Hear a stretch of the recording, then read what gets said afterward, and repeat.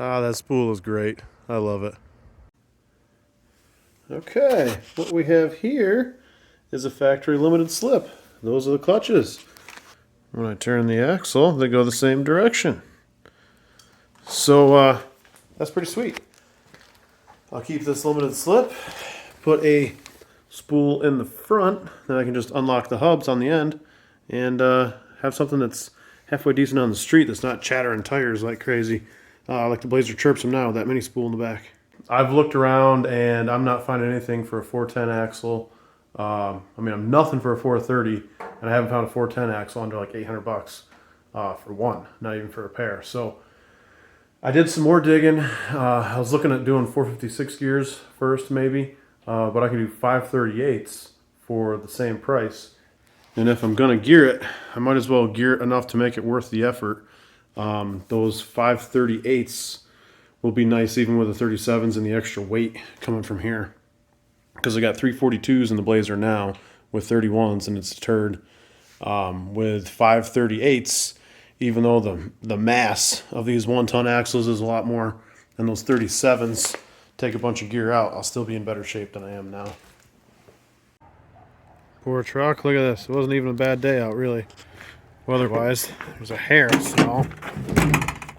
But picked up some Jeep YJ lift springs that I think will work perfect for the Blazer. Supposedly they're 4-inch lift springs. I got lots of arch, so that's a good sign. Wow, I saw this thing for sale driving by, and to be honest, it looked better driving by than it does a little closer. Automatic, and it's definitely on the rough side.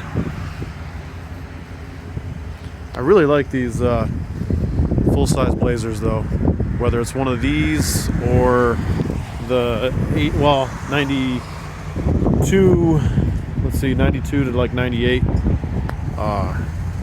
OBS style. I really like those too. I don't think this one's gonna work for me though.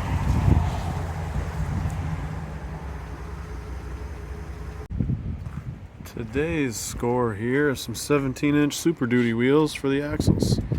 Oh, 69, nice. I don't know what that's about. But I needed 8x170 wheels in order to use those Super Duty axles. And right now I'm just going to use these to get the axles the hell out of my garage. Alright, we are going to make some room in this disaster area. Alright, let's GTFO with these axles. Thanks for the electricity work.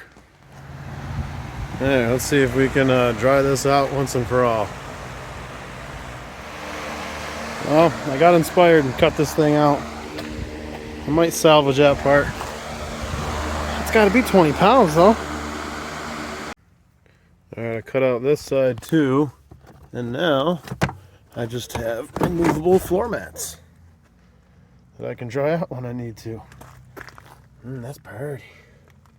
Turns out this side has a perma leak. It's not all just from the pond, but I checked it. It's running down here, and I thought it was this part, so I pounded this in, tightened this up a little bit better, but it's actually coming from this floppy friggin' thing here that somebody tried to replace, fix at some point.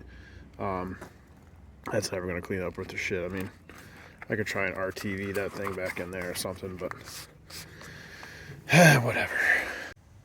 So I've done a bunch of testing here. The relay is good. The fuses are all good. At least all the HVAC fuses I can find. And the blower motor itself is good. For some reason, I'm not getting power like I should be here.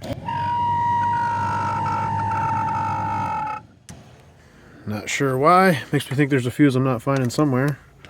But at least I'll have it rigged up for Frozen Nuts Gambler 500. Well, you may remember in the last video of this thing, broke the fender off, the inner fender, so it was crashing into the tire. I was going to find a piece of metal, fix it up. Well, I couldn't find what I needed here, so we got a ratchet strap coming through a gigantic hole in the fender. I tried hooking here, that didn't really work. So I drilled a hole up in the core support, and that brought it right where it needs to be. So we're calling that fixed for now. the Gambler 500 New York frozen nuts, the fourth one. So this one's called Foreskin. It's coming up in a couple weeks, and just got to get it running for that. All right, just took a little test strip with the fender fix here. Got no scrubbing. I tried to pound some ditches and stuff with the wheel turned, see if it would hit. I think we're good to go. So frozen nuts Foreskin, this thing should be ready to rock. There's always new treasures to find with this Blazer here. That's not ideal. We'll fix her up though. This body mount here too, that might have something to do with the sag, because it doesn't doesn't sit level side to side. I think that's part of it.